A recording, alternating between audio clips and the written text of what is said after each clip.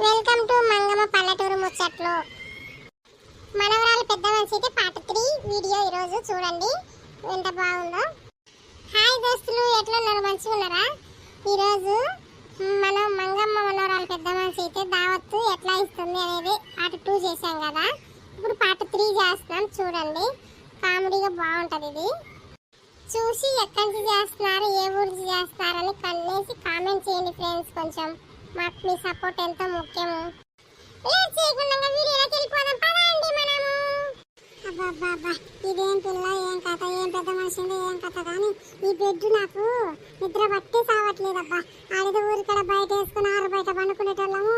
ఈడేందో ఊరికి పంపించి సావట్లే. ఓ అబ్బా, ఏం తల్లి కడుపంతా నచ్చి అబ్బా, ఏంది కడుపంతా నొప్పి, గ్యాస్ట్రిక్. ఓయమ్మా, ఎంత పట్టుకోలేదు తల్లి. అబ్బా, ఈ పిల్లను బిడ్డను ఊరికి పంపేలా.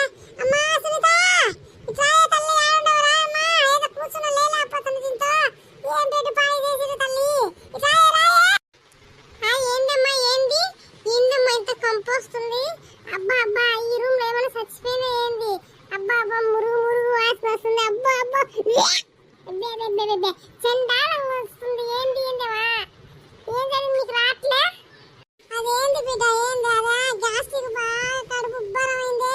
ఊరికడ అట్లా తిరుగుతుంది. ఏంది బెడ్ నాకు బెడ్ మీద వండవేసిన బాగా ఉబ్బరమైందేనమ్మా.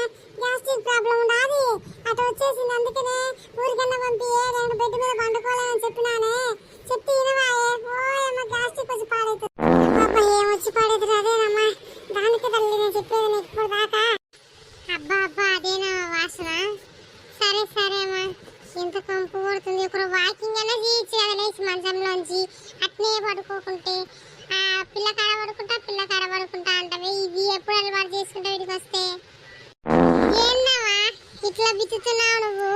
సరే ముందు నువ్వు పోయి బాత్రూమ్ పోయి కూర్చోపోమా. అబ్బా అబ్బా, ఎంత కంపు వస్తుంది. మా అత్తమ్మ ఈయన వచ్చిందనుకో, ఈయన కళ్ళు తిరిగి పడిపోతారా ఏమో. పోతమ్మా పోతా. ఏంది నాకు 3 రోజులైంది దొడ్డికి రాలేదు, ఏం రాలేదు. కడుపు ఉబ్బరంగా ఉంది. అబ్బా అబ్బా అబ్బా, లేపమ్మ చిన్నగా. ఇంత కూర్చొని పండుకొని అలవాట్లాగి ఇట్లా అయిపోయినా. లేపమ్మ నన్ను.